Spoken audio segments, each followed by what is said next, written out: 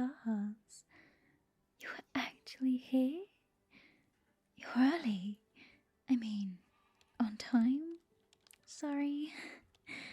I've been wrangling, well, I think it's a ferret, but it keeps turning invisible every time I blink, so I'm not really sure what it is. So I keep losing it. Anyway, you must be here to adopt a magical creature tonight, right? Wonderful! I am so glad you're here.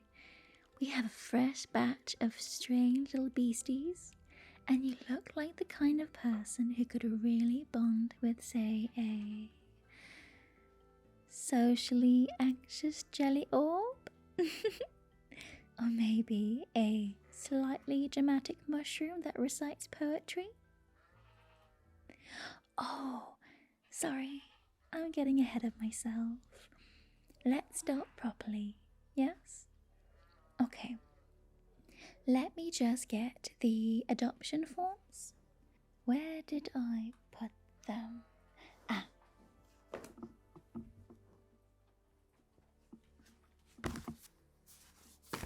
Here we go. Just ignore all the nonsense. It's quite chaotic here usually.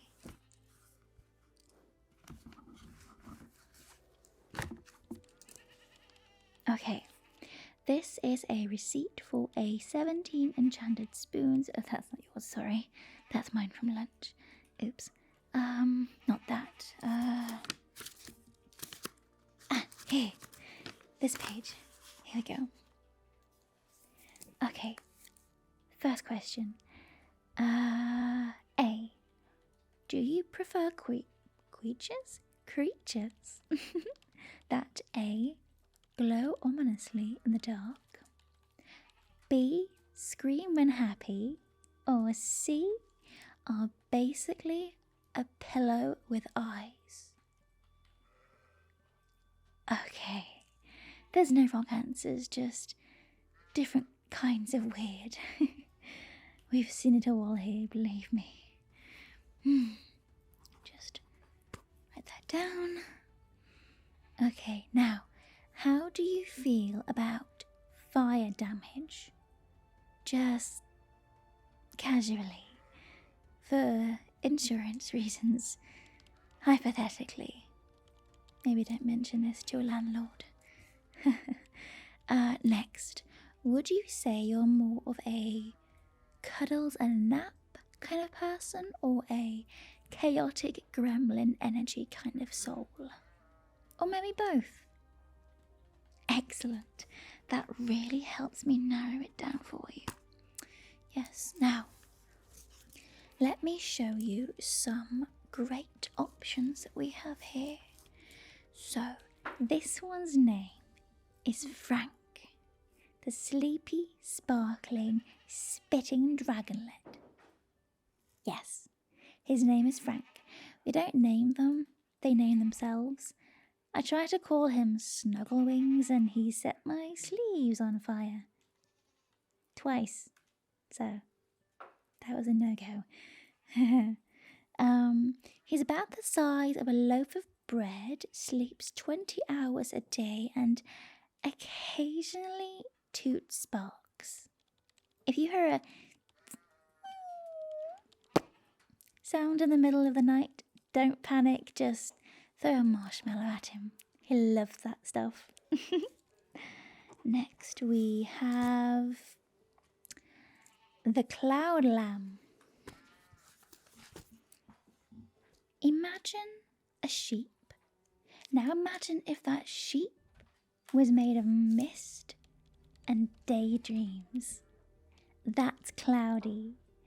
Don't pet too hard or your hand might go through, and fair warning, she floats when she gets excited, so you might want to invest in some ceiling hooks or helium snacks. Oh, and she bleats in lullabies. It's hauntingly beautiful until she gets hiccups. Then it's more like a Mary had a little loud dubstep edition, if you know what I mean. Okay, next we have number 3, a shy blob named Pickle. Yes, that's his real name, Pickle. Pickle is a sentient jelly bean who loves compliments and hates Mondays. He communicates exclusively through tiny squeaks and interpretive wiggling. Warning though, if Pickle becomes emotionally overwhelmed, he splits into 5 smaller pickles, which honestly is kind of adorable, but also really, really hard to clean. So be warned. Okay, next we have number 4, the talking plant Fernando. This is Fernando. He's a fern with a lot of opinions. Mostly about your posture, actually. He's technically a magical companion, but let's be honest, he's also the closest thing to a passive-aggressive grandma we've ever had in this centre, and we can't wait to find him a new loving home. He's very fond of giving unsolicited advice, but he also tells bedtime stories when he's in a good mood. So sweet and salty.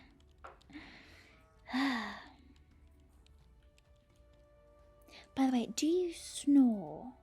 No judgment, just asking because the snoring might confuse the dragons, the dragon types, and they might think you're growling, which could be considered something spicy for them. So if you snore, that's probably a no-go for you. Just write that down. Good.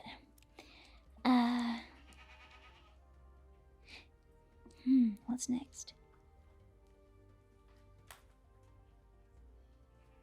Okay, I have a few more questions for you before we continue. Okay. Do you own any objects that are possibly cursed, whisper at night, or occasionally shuffle in the kitchen to make tea unprompted? Yes, no, or would you like one? Okay. This is fun. We should keep doing this. Da, da, da. Okay, if your adopted creature grows wings overnight, will you A, gasp dramatically and name it something like Captain Flappers, or B, immediately knit a tiny aviator hat, or C, panic and call your neighbour Gary who once tamed a goose? Don't worry, there's no wrong answers, except Gary. That was wrong. Very wrong. Moving on. Okay, now let's look at the updated list of available companions. Take your time, we won't rush you. Just a little bit. Okay, I don't remember. Anyway, next we have Snorble Fox.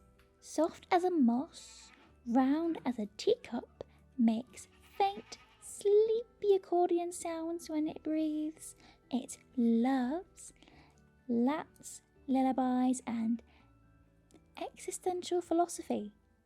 Warning, may multiply when exposed to lo-fi playlists. Next we have a puddle sprite. Lives in mugs. Yes, mugs. Splashy, sassy, and great at emotional support, but bad at boundaries. Can evaporate during awkward conversations. Reappears once snacks are present. So if you choose that one, you will definitely need a lot of Cheetos. Because that is apparently its favourite snack. Then we have Nocturnibble. Looks like a fuzzy moon with legs. Eats nightmares, also socks, especially the colourful ones. Will chirp softly if you're anxious at night, but will chirp very loudly if you forget its bedtime story. Then there is Whiffling Winglet. Think very small dragon, very large attitude, and smells like cinnamon toast, and hums sea shanty in its sleep. Don't know why, just always has. Perfect for shoulder perching, not ideal for glassware proximity. Then we have, what do we have next? Oh yes, then we have Chronobee, a sleepy little bee that buzzes in reverse time when you need a do-over. 1 buzz, 5 seconds back. 3 buzzes, you forget what you were doing and feel vaguely better. Max buzzes per day, unknown, but we do not recommend testing it during job interviews or school examinations. A wispy goat. Has wings, sometimes, only on Tuesdays. Has been known to rearrange furniture in your dreams and screams at precisely 3:17 a.m. for apparent legal reasons, which it does not feel the need to share with others. But, moving on.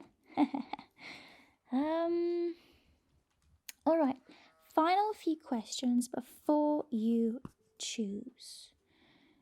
Okay, on a scale from mildly chaotic to cosmic soup, how stable is your sleep schedule? Okay, these are all very important questions, believe me. You would not want to end up with the wrong magical creature. Can really screw up your breakfast.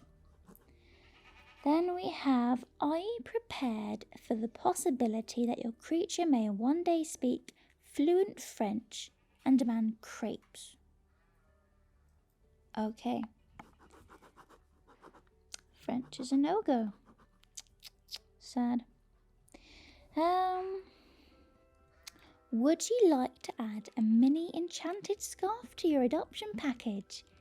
It does absolutely nothing, but it's very stylish. Okay, your loss.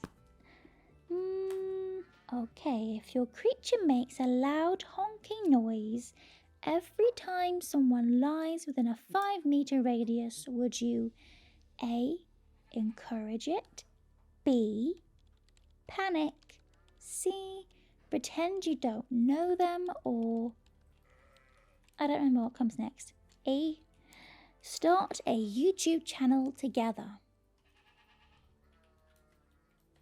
Okay. Good to know. Your answers are very interesting. No, don't worry. You're doing great, by the way. These are totally normal questions, believe me, in a magical creature sense, I suppose. We do our best to match everyone with their perfect partner. You wouldn't believe some of the accidents we've had after people just jumped into things and... Anyway, don't worry, you're almost done. I just need your initials here and draw a tiny doodle of your favourite mythical snack on this piece here. Yes. Mine's a marshmallow phoenix. It's a regular marshmallow, but dramatically retoasts itself every hour. Very quirky, I know. What can I say? I'm just that kind of girl. Okay. So everything is filled out. You're officially ready to adopt. Now you can close your eyes and think about which creature feels like your sleepy soulmate. Maybe the one that smells like cinnamon, or maybe the one with a tiny snore that sounds like a lullaby wrapped in a burrito. Take your time. There's no rush. You're safe here. And remember that no matter which creature you choose, they already love you. They've been waiting for you in some strange, gentle way, just like this moment. So good night, my dear adopter. Sleep well, dream weird, and we'll be here always, waiting for your next visit.